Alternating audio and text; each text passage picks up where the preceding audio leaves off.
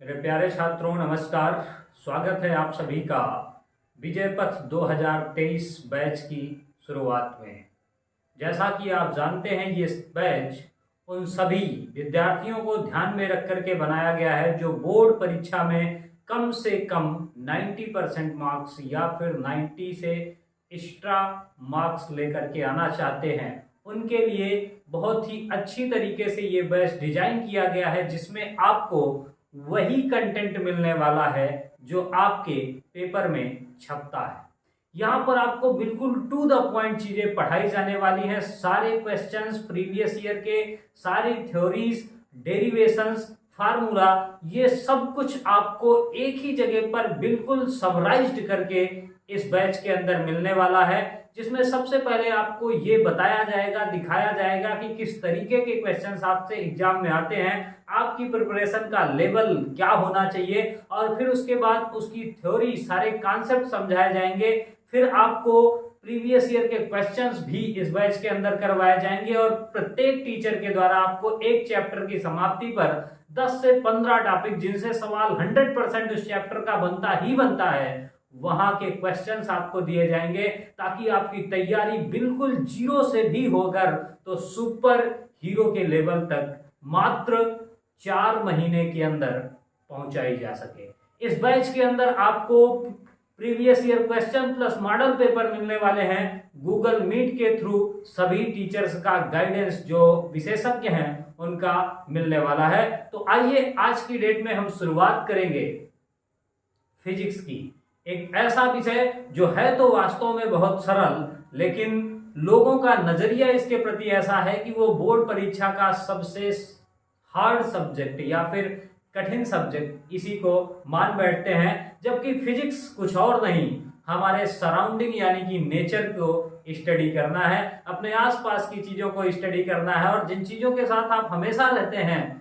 उनको स्टडी करने में अगर आपको समस्या है तो इसका मतलब है कि जो आपके कॉन्सेप्ट्स हैं वो हिले हुए हैं। बाकी ऐसा इस फिजिक्स के अंदर कुछ भी नहीं है जो आपको 1% की भी तकलीफ दे सके।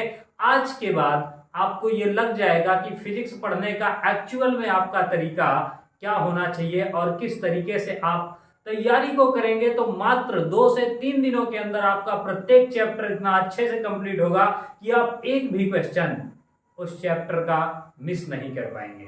तो आइए शुरुआत करेंगे आज के बैच की, लेकिन सबसे पहला जो चैप्टर है मैं वहीं से इसकी शुरुआत करना चाहूंगा, जिसका नाम है वैद्युत आवेश एवं क्षेत्र। स्टार्टिंग से बिल्कुल जीरो से स्टार्ट कर रहे हैं, तो सबसे पहली चीज हेडिंग लगाते हैं। हमारे पास जो नाम है इस चैप्टर का वो है वैद्युत आवेश एवं क्षेत्र। ये नाम आपने कई बार सुन करके रखा होगा, और इस चैप्टर में हम किसके बारे में पढ़ते हैं तो नाम से ही स्पष्ट हो गया कि हम वैद्युत आवेश के बारे में पढ़ने वाले हैं, यानी कि चार्ज क्या होता है, किस तरीके से चीजें काम करती हैं, इन चीजों के बारे में हम अच्छी तरीके से पढ़ने वाले। देखिए, जो इलेक्ट्रिसिटी है या फिर चार्ज है, वैद्युत है, इसके बिना हमारा जीवन लगभग असंभव है। आप देखते हैं कि आपके घर में जो लाइट है वो आवेश के कारण है, आपके मोबाइल फोन में जो आप वीडियो देख रहे हैं ये भी चार्ज के कारण है, आप इलेक्ट्रिक बाइक का उपयोग कर रहे हैं वो भी चार्ज के कारण है, आपके घर में पंखा, फ्रिज, एसी, ये सारी चीजें चल रही हैं तो वो सब चीजें किसके कारण है, इसी आवेश के कारण ही हैं। अगर आज देखा जाए तो फिजिक्स का एक सेगमेंट जिसमें आप इस आवेश को पढ़ने वाले हैं उसको अगर हम दैनिक जीवन से निकाल दें तो मानव और आदि मानव में कोई विशेष फर्क नहीं रहने वाला है। तो इस तरीके से ये हमारे जीवन में एक महत्वपूर्ण रोल यानी कि भूमिका प्ले कर रहा है, निभा रहा है, तो इसके बारे में अच्छी तरीके से जानना हमारा दायित्व है। लेकिन उससे पहले मैं आपको कुछ दिखाना चाहता हूं कि किस तरीके के सवाल आपके क्वेश्चंस जो हैं पेपर में पूछे गए हैं। तो जैसा कि आप स्क्रीन पर देख पा रहे होंगे, सबसे पहले लिखा गया है कि एक चालक पर 24 × 10⁻⁸ कूलाम का धनात्मक आवेश है, कि बताइए कि चालक पर इलेक्ट्रॉनों की कमी है या अधिकता है, कितने इलेक्ट्रॉन कम है या अधिक है। ये पहला क्वेश्चन आप देख पा रहे हैं। फिर दूसरा आपके पेपर में ये पूछे गए सवाल है। देखिए 2019 में लगभग 11 सवाल बने हैं आपके इस चैप्टर से, मतलब कई सारे सेटों को मिला करके एक ही पेपर में नहीं बने हैं, ये भी मत मानिएगा।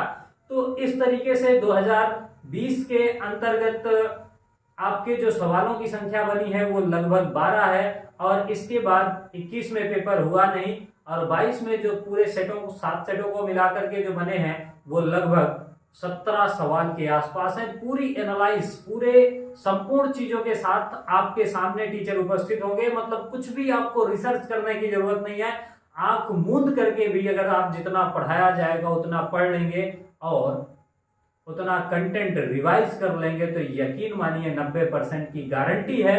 और अगर आप चाहेंगे तो यही का कंटेंट जो डीपीपी आपको मिलेगी उसको सॉल्व करके और जो क्लास में करवाया जा रहा है इसको रिवाइज करके फिजिक्स में 95 to 98 मार्क्स आराम से स्कोर कर सकते हैं।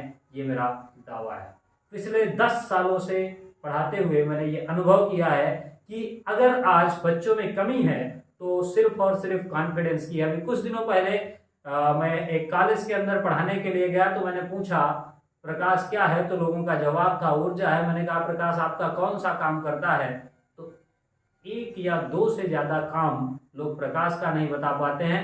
जबकि अगर आप इंटरमीडिएट के छात्र हैं तो आपका जीवन लगभग 17 साल का होगा जीवन काल। अब 17 साल में लगभग आप 1 लाख घंटे प्रकाश के साथ गुजार चुके हैं, लेकिन फिर भी आप उसको समझ नहीं पा रहे हैं कि वो काम क्या करता है अगर ऊर्जा है तो ये हमारे कॉन्सेप्ट्स हैं जो कि हिले हुए हैं। इन्हीं को अगर हम थोड़ा सा बेहतर कर लें तो आसानी के साथ चीजें समझ में आने लग जाएंगी। जो चीजें आप रट रहे हैं आज तक वो सब चीजें समझना आपके लिए बेहद आसान हो जाएगा। तो आइए शुरुआत करते हैं।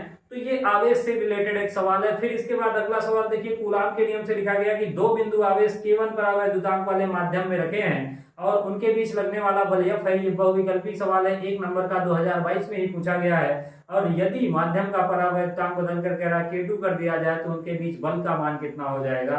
आवेशों के मध्य लगने वाले विद्युत बल की सहायता से कह रहा है कि विद्युतशीलता का विमीय समीकरण लिखिए।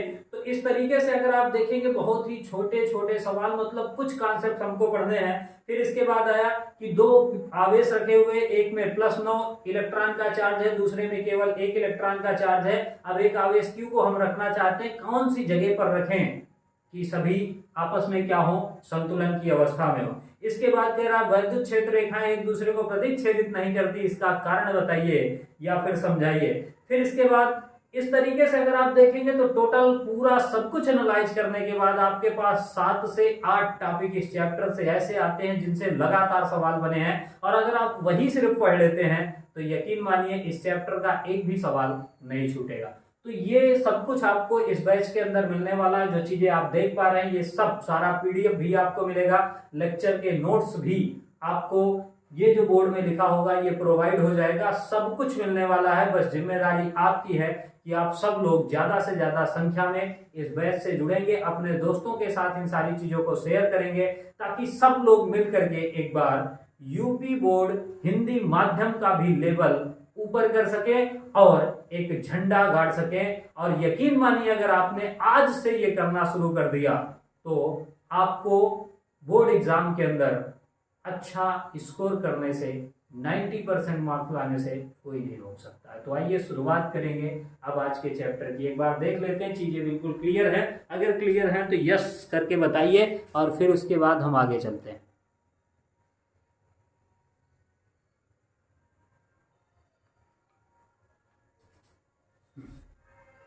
तो सारी चीजें बिल्कुल क्लियर चल रही हैं। तो सबसे पहले हमको किसके बारे में जानने की जरूरत है, आवेश के बारे में जानने की जरूरत है। तो आवेश क्या होता है, देखिए थोड़ा सा मैं आज आपको फील दिलाना चाहता हूं। तो इसके लिए हमारे पास क्या होता है, यूनिवर्स यानी कि ब्रह्मांड है। हमारे पास क्या है, ब्रह्मांड। ब्रह्मांड जो है ये 2 चीजों से मिलकर के बना है, आप ये बात अच्छी तरीके से जानते हैं। एक हमारे पास होता है मैटर, क्या होता है, मैटर, और दूसरा होता है एनर्जी। इन 2 चीजों से मिलकर के ये पूरी दुनिया बनी है। पहला नंबर द्रव्य और दूसरा नंबर ऊर्जा। जब ये द्रव्य और ऊर्जा की हम बात करते हैं तो ये जो मैटर होता है इसके पास 2 गुण ऑलरेडी होते हैं। पहला होता है मास और दूसरा होता है चार्ज का गुण।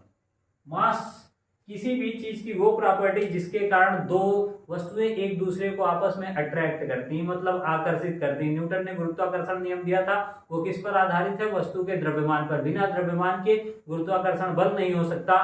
तो ये क्या है? चार्ज जो है ये दोनों जो है ये इनहेरेंट प्रॉपर्टी है, यानी कि किसी भी चीज का मौलिक गुण है। इनसे आप कोई सवाल नहीं कर सकते कि ये ऐसा क्यों होता है, क्योंकि अगर कोई बच्चा पैदा होगा तो हाथ, पैर, आंख, नाक, ये सारी चीजें होना लाजमी है। इसे आप सवाल नहीं कर सकते कि इसके पास हाथ क्यों है, क्योंकि ये इनहेरेंट प्रॉपर्टी है इसकी, यानी कि मौलिक गुण है। तो आवेश की बात करेंगे, अगर इसकी बात करेंगे आवेश की अगर आप बात करेंगे तो आवेश का मतलब है किसी भी पदार्थ का मौलिक गुण, किसी भी पदार्थ का मौलिक गुण, किसी भी पदार्थ का मौलिक गुण जिसके कारण पदार्थ का मौलिक गुण जिसके कारण वह अन्य वस्तुओं पर, जिसके कारण वह अन्य वस्तुओं पर या फिर जिसके कारण वह वैद्युत एवं चुंबकीय प्रभाव का अनुभव करता है। वैद्युत एवं चुंबकीय प्रभाव का अनुभव करता है, क्या कहलाता है? आवेश कहलाता है। मतलब कोई भी पदार्थ जो अनुभव करेगा विद्युत प्रभाव एवं चुंबकीय प्रभाव का, उसको हम क्या बोलेंगे? आवेश बोलेंगे, चार्ज बोलेंगे। देख लेते हैं एक बार, क्लियर कट आ रही है चीजें, फिर इसके बाद आगे चलेंगे। चलिए, वेरी गुड है, बहुत बढ़िया। हाँ, तो अनुभव करता है, इसको हमने क्या कह दिया? चार्ज कह दिया। अब चार्ज को हम प्रदर्शित करेंगे किससे? तो Q से प्रदर्शित करेंगे। किससे प्रदर्शित करेंगे? Q से प्रदर्शित करेंगे। कई सारे लोग कैपिटल Q से भी प्रदर्शित कर लेते हैं, तो आपकी जिससे मर्जी हो आप उससे प्रदर्शित कर सकते हैं। अब देखिए, राशियां आप 11th में पढ़ते हैं कि 3 प्रकार की होती हैं, एक अदिश, एक सदिश और एक प्रदिश। तो ये जो आवेश है ये कैसी राशि है? अदिश राशि है। कभी कभार ये भी पूछ लेता है। तो आवेश हो गया अदिश राशि, इसका मात्रक होता है कूलाम। क्या मात्रक होता है? कूलाम। तो आवेश का मात्रक है कूलाम। एक बार सवाल पूछा गया है कि आवेश का मात्रक एवं बीमा लिखिए, तो आवेश का मात्रक होता है कूलाम। अब देखिए, आपने पिछली कक्षा में पढ़ा है कि I बराबर होता है Q बटा T, तो Q बराबर हम लिख सकते हैं I इंटू टी। Q बराबर I इंटू टी। जब हम Q बराबर I इंटू टी लिख रहे होंगे तो देखिए, इसका बीमीय सूत्र जो हो जाएगा, क्या हो जाएगी? बीमा हो जाएगी, यानी बीमीय सूत्र हो जाएगा। तो I का बीमीय सूत्र होता है A और टाइम का बीमीय सूत्र हम लिखते हैं T, तो इसकी बीमा हो जाएगी AT। यानी कि आवेश किसी भी पदार्थ का वह मौलिक गुण जिसके कारण जो है वो वैद्युत प्रभाव या फिर चुंबकीय प्रभाव का अनुभव करेगा, हम उसको आवेश बोलेंगे। ये एक मौलिक गुण है, यानी कि ये इनहेरेंट प्रॉपर्टी है जो हर एक वस्तु में होगी। जैसे मास हो गया और चार्ज हो गया। अब देखिए, मास जो है वो बदलता है, यानी कि वेरी करता है, स्पीड के साथ ये बदलता रहता है। हाँ, अब आप कहेंगे आप ये कौन सी बात बता रहे हैं? तो देखिए, जो द्रव्यमान है वो गति पर निर्भर होता है, मतलब वो स्वतंत्र नहीं होता है।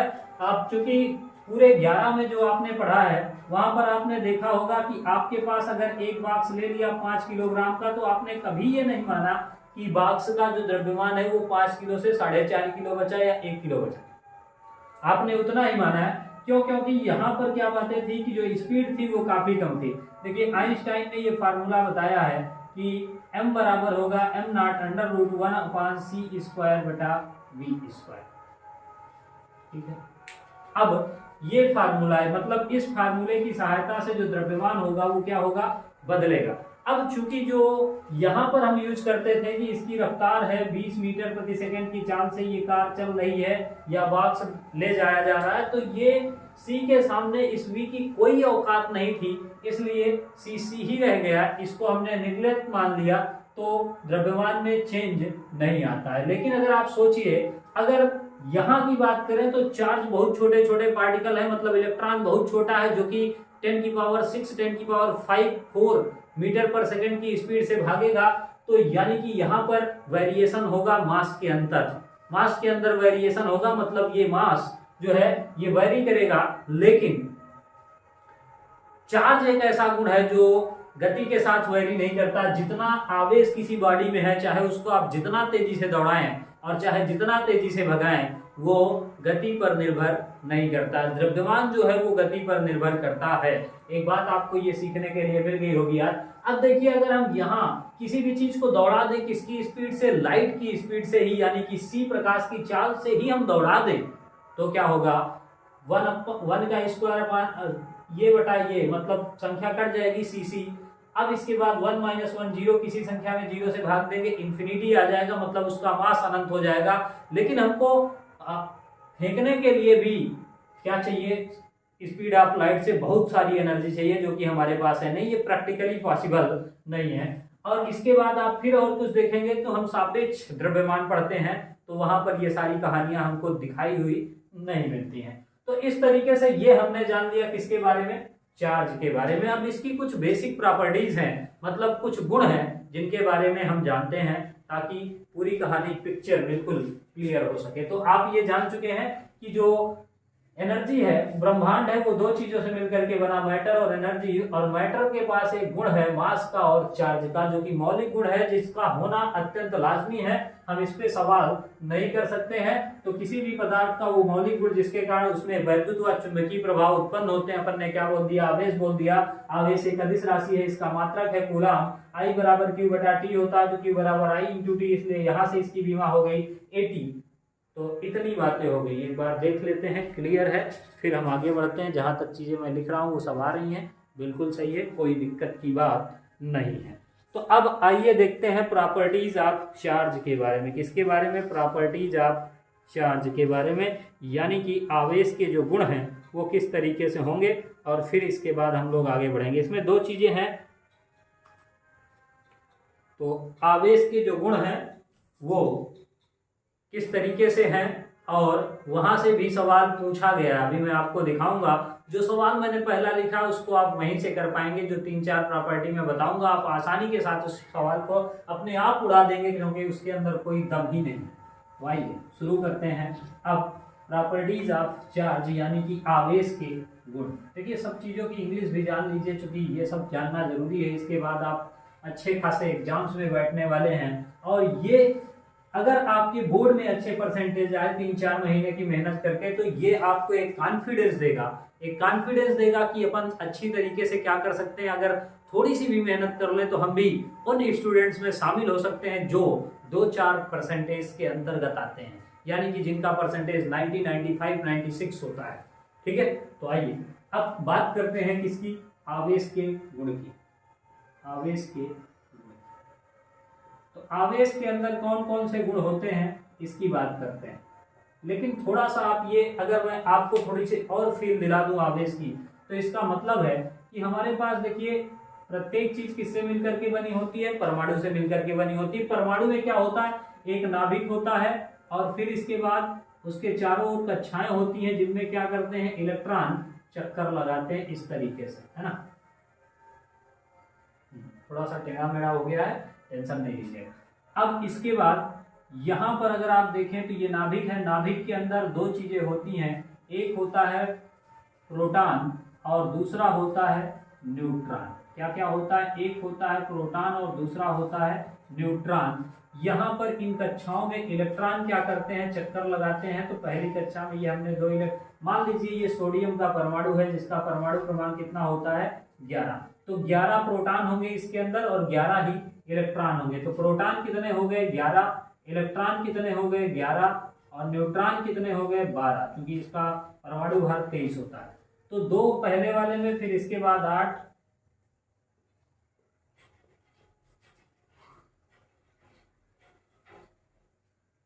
और बाहर वाली कक्षा में कोई एक इलेक्ट्रॉन है।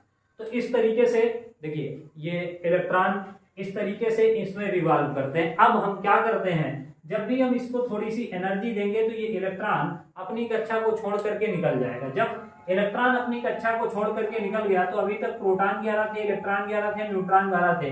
अब ये किसी दूसरी बॉडी के अंदर, मान लो ये एक बॉडी रखी हुई है एक्स वाली, इसमें चला गया।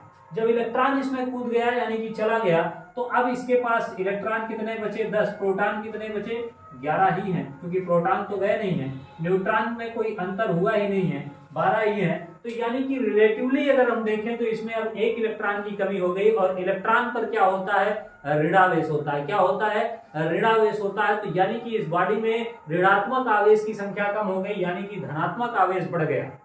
तो ये बॉडी क्या कहलाएगी, पॉजिटिवली चार्ज, मतलब इस पर धनावेश आ गया। अब अगर किसी बॉडी में जिसमें इलेक्ट्रॉन चला गया, उस बॉडी में इलेक्ट्रॉन की अधिकता हो गई, यानी कि उसमें ऋण वाला अधिक हो गया। जब ऋण वाला अधिक हो गया तो उसमें क्या बोलेंगे, ऋणावेशित हो गई बॉडी, यानी कि उसमें निगेटिव चार्ज आ गया, यानी कि ऋणावेश उत्पन्न हो गया। ठीक है, तो जिस बॉडी में इलेक्ट्रॉन जाते हैं, यानी कि इलेक्ट्रॉन की अधिकता हो गई, अगर किसी में इलेक्ट्रॉन गए, इलेक्ट्रॉन की मतलब वहां पर क्या हुई, अधिकता। अगर इलेक्ट्रॉन की अधिकता हुई तो बॉडी में कौन सा आवेश आएगा, ऋणावेश आएगा। और अगर इलेक्ट्रॉन की कमी हुई, इलेक्ट्रॉन की क्या हो गई, कमी हो गई। जब इलेक्ट्रॉन की कमी हो गई तो इलेक्ट्रॉन की कमी होने पर कौन सा आवेश आएगा, धनावेश आएगा। तो ये आप जान लीजिए कि एक ऐसा गुण है जो इलेक्ट्रॉनों के ट्रांसफर से उत्पन्न होगा और इसके कारण बॉडी क्या होगी, या तो ऋणावेशित होगी या तो धनावेशित होगी। तो आवेश कितने प्रकार का हो गया, दो प्रकार का हो गया आपके पास, एक धनावेश एक ऋणावेश। धनावेश का मतलब है कोई ऐसी बॉडी है जिसमें इलेक्ट्रॉन की कमी है। ऋणावेश का मतलब है कोई ऐसी बॉडी है जिसमें इलेक्ट्रॉन की क्या है, अधिकता है। तो दो तरीके का आवेश हो गया। अब ये कुछ गुण को प्रदर्शित करेगा। जब ये कुछ गुण को प्रदर्शित करेगा तो क्या करेगा, आइए देखते हैं। तो सबसे पहला गुण है आवेश का, नंबर फर्स्ट, पहले नंबर का गुण है कि समान आवेश, दो तरीके के आवेश है, एक पॉजिटिव है दूसरा पॉजिटिव है। तो समान आवेशों के बीच में क्या होता है, प्रतिकर्षण होता है। मतलब ये एक दूसरे से दूर जाना चाहेंगे। कहाँ जाना चाहेंगे, दूर जाना चाहेंगे। चाहे प्लस प्लस हो चाहे माइनस माइनस हो, ये सब एक दूसरे को रिपल करेंगे, यानी कि प्रतिकर्षण होगा। तो समान आवेश में क्या होगा, प्रतिकर्षण होगा। बात समझ में आ गई है।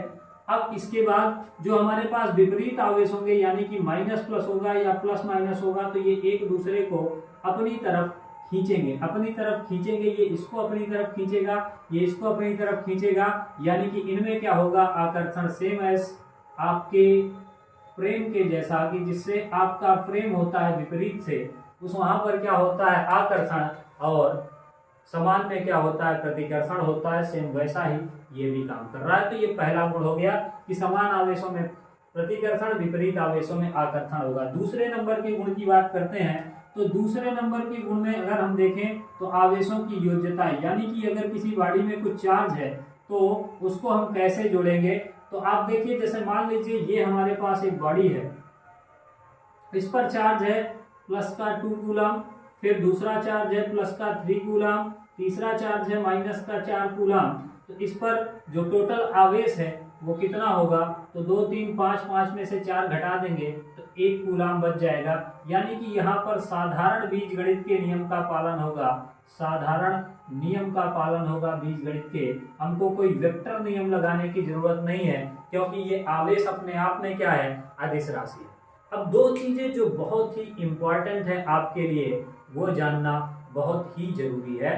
पहली चीज है कि आवेश का, देखिए दो गुण मैंने आपको बता दिए। तीसरा गुण है आवेश का क्वांटम सिद्धांत। अब सवाल वहीं से हल होगा। क्या करेंगे, आवेश का क्वांटम सिद्धांत। यहाँ तक की बात हो गई है, इसको अब मिटा लेते हैं थोड़ी देर के लिए, क्योंकि अब आप ये जान ही चुके हैं कि इलेक्ट्रॉन का ट्रांसफर होगा, जिसके कारण ये सारी कहानी होने वाली है कि कोई बॉडी आवेशित होगी, कोई बॉडी के अंदर कुछ भी होगा। तो देखिए तीसरे नंबर के गुण की बात करते हैं, आवेश का क्वांटम सिद्धांत। कभी कभी ये हेडिंग से पूछा जाता है, कभी कभी इसमें सवाल आता है। तो देखिए क्वांटम सिद्धांत का मतलब ये है, क्वांटम सिद्धांत मतलब जो आवेश है वो हमेशा पूर्ण गुणज के रूप में पाया जाएगा। यानी कि कहने का मतलब ये है, देखिए अगर मान लीजिए आप कहीं पर भी, ये मार्कर है, मुझको इसकी इंक चाहिए, मैं दुकानदार के पास जाता हूं और कहता हूं मुझको 10 बूंद इंक चाहिए, तो क्या वो देगा, नहीं, वो 1 डिब्बी इंक देगा। या फिर मैं कह दूं 1.5 डिब्बी चाहिए तो वो 2 देगा।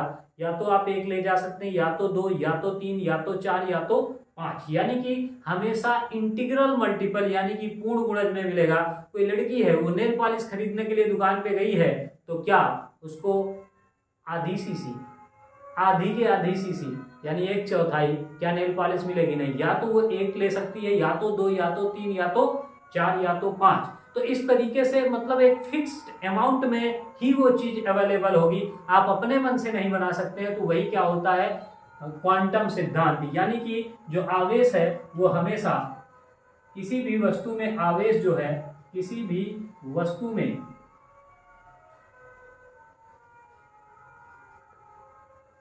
आवेश सदैव इलेक्ट्रॉन का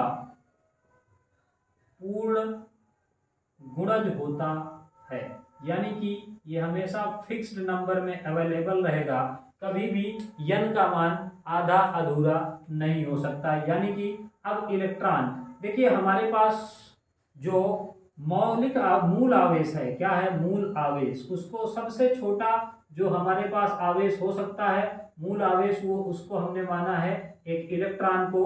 अब इसका जो आवेश होता है ये कितना होता है, माइनस में 1.6 इंटू 10 की पावर माइनस 19 कूलम, है ना। तो ये मूल आवेश है। अब कहा गया कि किसी भी वस्तु में आवेश सदैव इलेक्ट्रॉन का, यानी कि मूल आवेश का पूर्ण गुणज होता है, यानी कि या तो किसी बॉडी में 2 इलेक्ट्रॉन हो सकते हैं, या तो 3, या तो 4, या तो 5, इस तरीके से करके हो सकता है। फार्मूला लिखें तो Q बराबर हो जाएगा प्लस माइनस यानी। अब देखिए 2 तरीके का चूंकि आवेश है, या तो ऋण आवेश या तो धन आवेश, तो या तो प्लस में यानी हो सकता है या तो माइनस में यानी हो सकता है। तो ये हो गया हमारे पास, जहां पर n क्या है, तो n है क्वांटम नंबर, जहां n बराबर हो गया आपके पास 1 2 3 4, ये कुछ भी हो जाएगा। तो जो सबसे स्वतंत्र रूप में पाया जाने वाला आवेश है, मतलब इससे छोटे भी मिल सकते हैं, मूल आवेश से छोटे आवेश क्वार्क है, जो स्टाइल मारने के लिए किताबों में लिखे गए हैं, E/3 2E/3 इस तरीके से लिखे गए हैं, वो क्वार्क है, उनसे अपना कोई लेना देना नहीं है, अपने से सिर्फ यही लेना देना है। अब Q बराबर क्या है हमारे पास, यानी आ गया, यानी कि किसी भी पदार्थ में जो आवेश है वो सदैव मूल आवेश का पूर्ण गुणज होता है, और मूल आवेश का जो चार्ज होता है, आवेश होता है, उस पर जो आवेश होगा वो माइनस 1.6 इंटू 10 की पावर माइनस 19 होगा, जो कि मिल्टन ने ऑयल ड्रॉप एक्सपेरिमेंट यानी कि तेल बूंद प्रयोग से निकाला था। ये आप कक्षा 11वीं में भी पढ़ चुके होते हैं। तो ये फार्मूला काम की चीज है, और ये भी एक पहले मैंने आपको बताया था Q बराबर I इंटू डी। अभी जो सवाल सबसे पहले नंबर वाला है उसको मैं इसी फार्मूले से कराने वाला हूं, तो आप इसको याद रखेंगे। तो 3 प्रॉपर्टीज हम पढ़ चुके, एक चौथी प्रॉपर्टीज पढ़ लेते हैं, आवेश संरक्षण का सिद्धांत, ठीक है ना, कंजर्वेशन ऑफ चार्ज। यहां तक की बात एक बार बताइए, यस और नो समझ में आ गई है पूरी अच्छी तरीके से, क्लियर कट, या फिर कोई दिक्कत है? हाँ, तो कंजर्वेशन ऑफ चार्ज की यानी कि आवेश संरक्षण के सिद्धांत की बात करते हैं।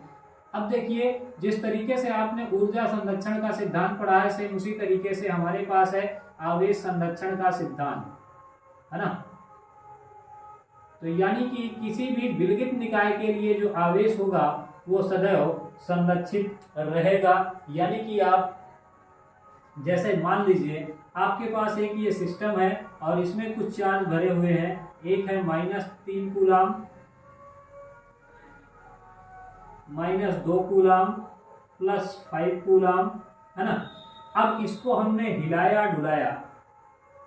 डुलाया, अब हमारे पास इन्होंने कुछ ऐसा मान लीजिए दे दिया कि प्लस का 3 कूलम, माइनस का 2 कूलम, और फिर इसके बाद लिख दिया ये Q कितना होगा। तो देखिए, इसने कहा कि किसी भी इंसुलेटेड निकाय के लिए, यानी कि विलगित निकाय के लिए, इंसुलेटेड सिस्टम होगा, आइसोलेटेड विलगित यानी कि इंसुलेटेड, जिसमें से बाहर आवेश ना तो आ सकता है ना तो जा सकता है। तो किसी भी विलगित निकाय के लिए जो आवेश है वो सदैव क्या होता है, संरक्षित रहता है, उसका मान बदलता नहीं है। जब मान नहीं बदलता है तो मतलब आवेश को ना तो हम उत्पन्न कर सकते हैं और ना ही नष्ट कर सकते हैं, ये ट्रांसफर हो रहा है एक वस्तु से दूसरे वस्तु में। तो इस तरीके से विलगित निकाय के लिए ये कहानी है।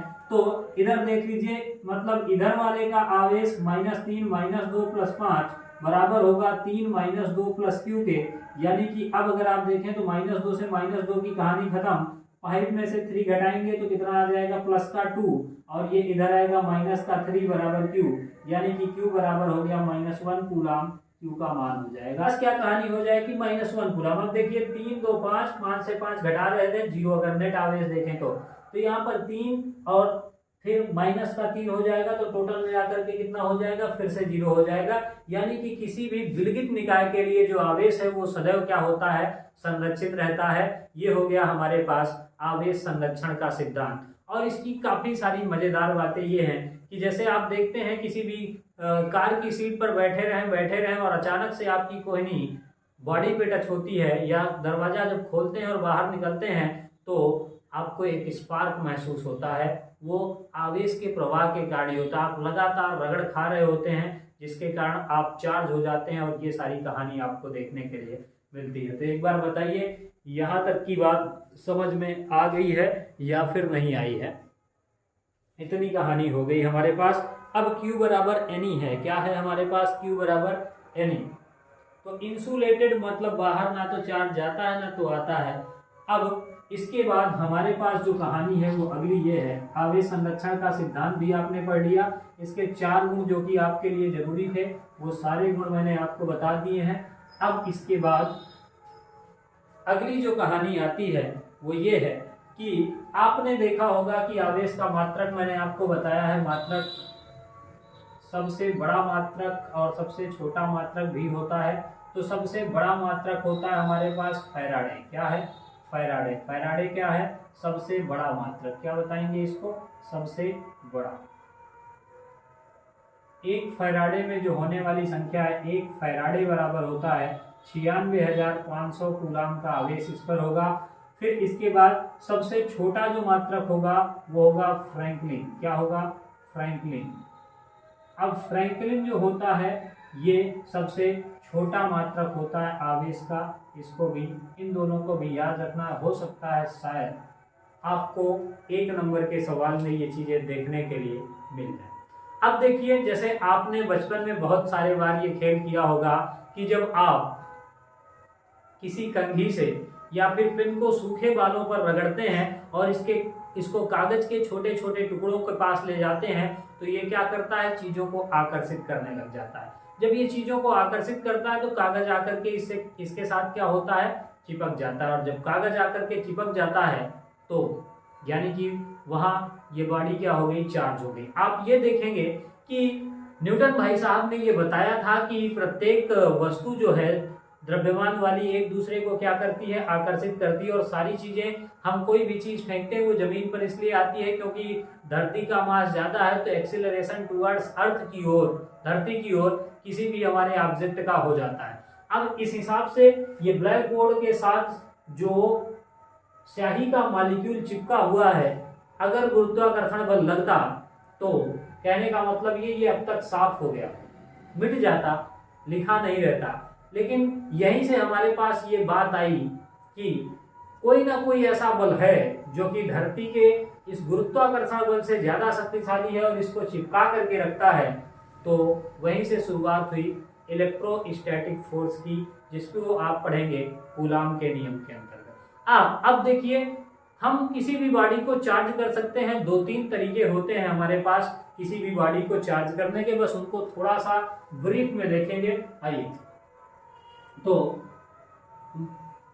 वस्तु को आवेशित करने के जो तरीके हैं वो हमारे पास 3 है। वैसे 3 तरीके हैं। पहला नंबर होता है आवेशित करने का तरीका। तो एक जो आपने बचपन में ट्राई किया ही है, क्या है, घर्षण द्वारा जो तरीका है आपका, वो तो हमेशा के लिए कारगर ही है, आप उसका यूज भी कर चुके हैं। तो देखिए, जिन चीज़ों का आप यूज कर चुके होते हैं उनसे कनेक्ट होना आपके पास ज़्यादा आसान होता है। तो पहला नंबर होता है घर्षण द्वारा, यानी कि हम 2 बॉडी को क्या कर दें, एक दूसरे में रगड़ देते हैं और रगड़ने के कारण वस्तु क्या हो जाती है, आवेशित हो जाती है। ऊष्मा के कारण रगड़ने से हमको क्या मिलती है, ऊष्मा मिलती है। ऊष्मा से एनर्जी मिली, इलेक्ट्रॉन क्या हुआ, बाहर आया। इलेक्ट्रॉन बाहर आ गया तो एक बॉडी पर प्लस चार्ज, एक बॉडी पर जिसमें चला गया उसमें माइनस चार्ज हो गया। तो इस तरीके से हम रगड़ करके एक बॉडी से दूसरी बॉडी को रगड़ेंगे तो बॉडी आवेशित हो जाएगी।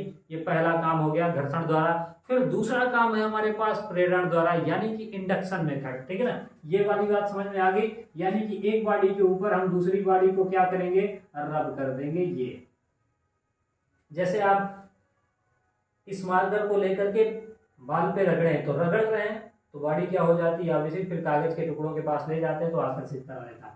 दूसरे नंबर की जो बात है वो क्या है हमारे पास, प्रेरण द्वारा। किसके द्वारा, प्रेरण द्वारा।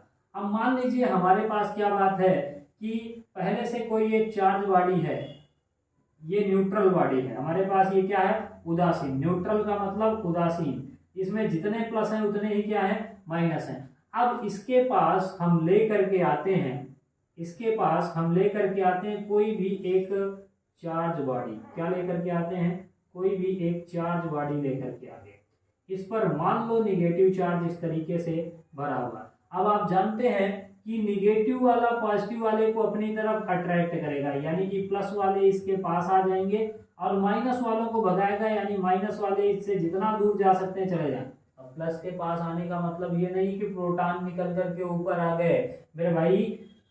माइनस प्लस वाले का मतलब ये है इधर दिखाने का कि माइनस वाले प्लस वाले की अपेक्षा कहाँ चले गए, दूर चले गए, प्रतिकर्षित हो गए।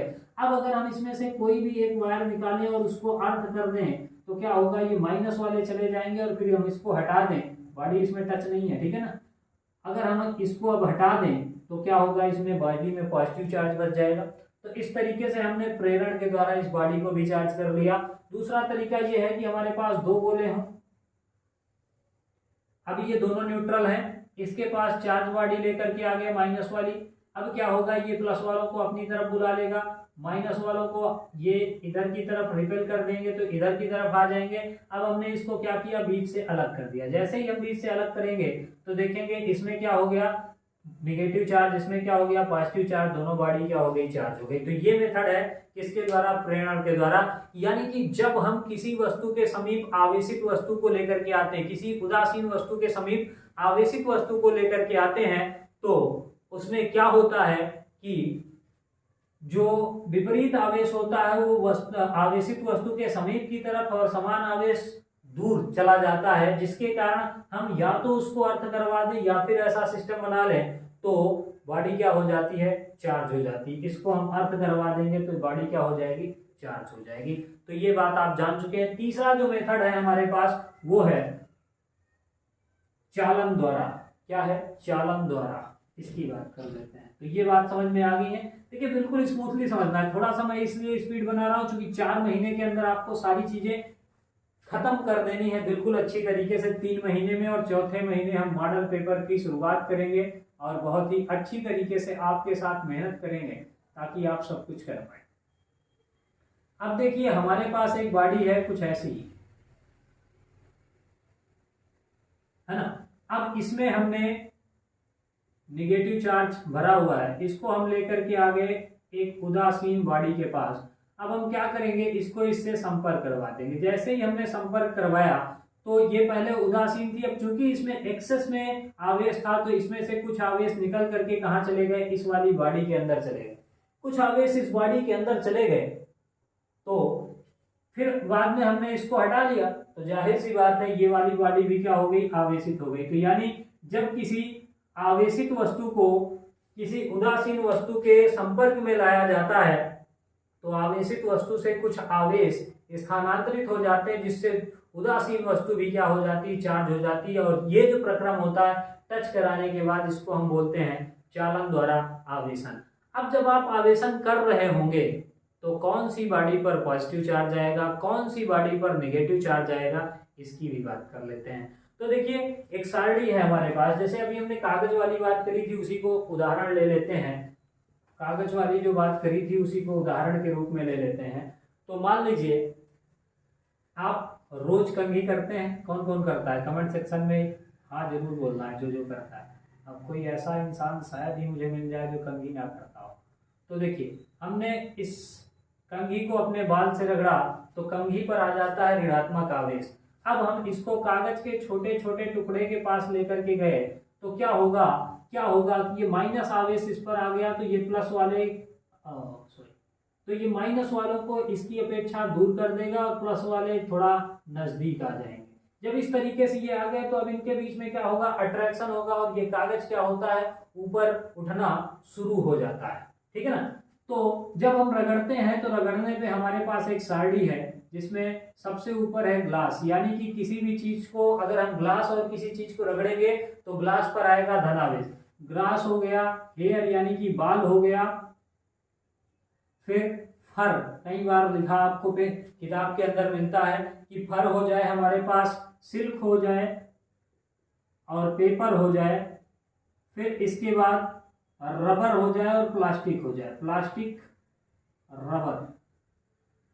तो इसमें से किसमें से किसको रगड़ेंगे तो ऋणात्मक आवेश आएगा। तो देखिए ऊपर की तरफ ये ऐसे चलेगा, यानी कि सबसे ज्यादा पॉजिटिव चार्ज इसमें आएगा, फिर इसमें आ जाएगा, फिर इसमें आ जाएगा, फिर इसमें आ जाएगा, फिर इसमें आ जाएगा। ठीक है, अब इसके बाद इसमें निगेटिव, इसमें निगेटिव। अब देखिए मान लीजिए आपने ग्लास को किससे रगड़ा, एयर से, तो क्या होगा, इस पे पॉजिटिव इस पे निगेटिव, यानी जो नीचे है उस पर कौन सा चार्ज आएगा, निगेटिव, और जो ऊपर है उस पे कौन सा चार्ज आएगा, पॉजिटिव। ठीक है, तो अब जब हमने रगड़ा तो कंघी किसकी थी, प्लास्टिक की थी। अब लोहे वाली ले आओगे तो ये काम नहीं होगा।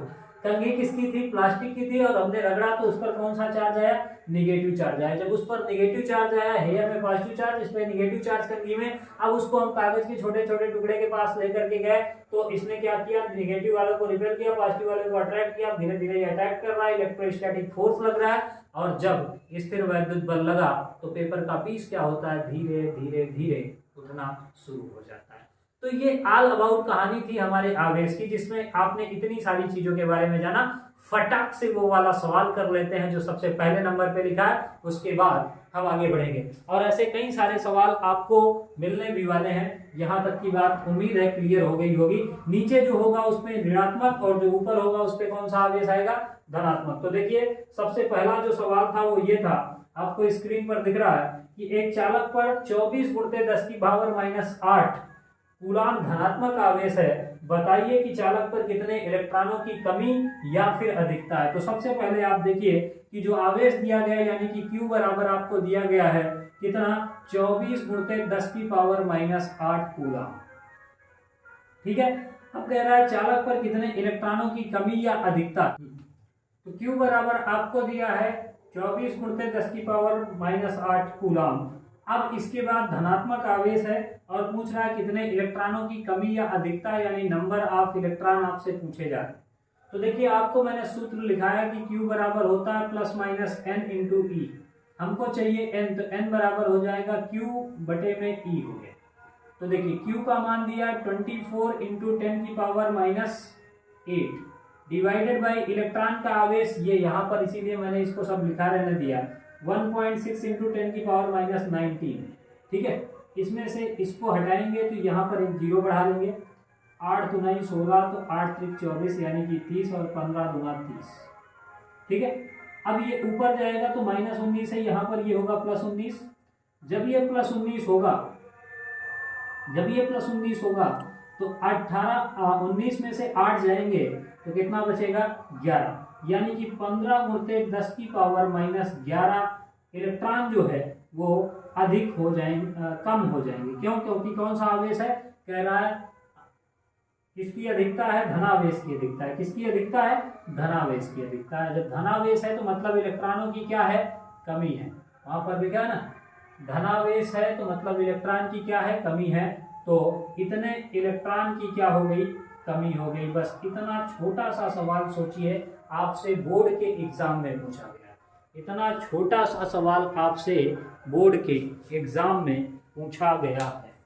ठीक है, तो ये कहानी है ऑल अबाउट हमारे आवेश के बारे में, जिसमें हमने ये जाना कि आवेश क्या होता है, उसके मूलभूत गुण क्या होते हैं। वैसे ये चूंकि पहली क्लास थी इसलिए मैंने आपसे ये सोचा कि बिल्कुल क्लियर कट फंडे के साथ चलते हैं, बहुत ही आराम से चीज़ें स्मूथली समझ में आई होंगी। एक बार अगर आपको ये चीज़ें बहुत अच्छी तरीके से समझ में आ गई हैं तो कमेंट बॉक्स में अपना एक फीडबैक देना नहीं भूलिएगा कि क्लास आपको कैसी लगी है। सब कुछ बिल्कुल वेल क्लैरिफाइड तरीके से समराइज्ड कंटेंट मैं देने वाला हूं। सिर्फ और सिर्फ आपको एक बार रिवाइज करके जाना, पढ़ना है, जो डीपीपी मिलेगी उसको सॉल्व करना है और रिवाइज करना है। बस 3 काम आप कर लीजिए, यकीन मानिए 100% 3 महीने के अंदर आप यूपी बोर्ड में प्रतिभाग करने वाले अभ्यर्थियों में नंबर 1 के छात्र होंगे, ये वादा है हमारा कौटिल्य एजुकेशन पॉइंट के द्वारा। अब इसके बाद देखिए यहाँ पर इलेक्ट्रॉनों की कमी अधिकता है, और अभी तक हमने बात कर ली है किसकी, कि जब भी चार्ज आएगा तो वो एक दूसरे को अट्रैक्ट करेगा, रिपेल करेगा, अट्रैक्ट करेगा, रिपेल करेगा। साला 2 ही काम कर सकता है, इसके अलावा कोई भी काम चार्ज नहीं कर सकता है। तो जब 2 ही काम करेगा तो यानी कि फोर्स लगा रहा है, तभी तो या तो अट्रैक्ट कर रहा है या फिर रिपेल कर रहा है, या तो अट्रैक्ट कर रहा है या फिर रिपेल कर रहा है। अब जब चार्ज अट्रैक्ट या रिपेल कर रहा है मतलब उसके बीच में कोई ना कोई फोर्स लग रहा है, तो वो फोर्स कितनी होगी, इसके लिए कूलाम नाम के एक वैज्ञानिक है और उन्होंने दिया कूलाम का नियम। कौन सा नियम? कूलाम का नियम, जिसमें उन्होंने ये बताया कि 2 चार्जेस के बीच में फोर्स जो है वो कितनी लगती है और कैसे लगती है। तो इस बात को हम अगली क्लास में देखने वाले हैं। तब तक आपके एक वैल्यूएबल फीडबैक का इंतजार इस क्लास के साथ रहेगा।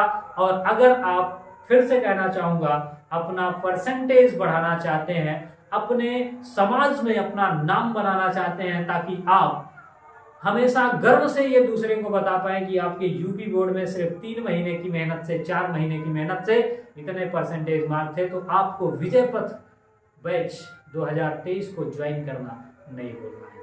धन्यवाद, मिलते हैं अगली क्लास में। हैप्पी लर्निंग, तमाम सारी शुभकामनाओं के साथ अच्छी तरीके से पढ़ते रहिए और मस्त रहिए।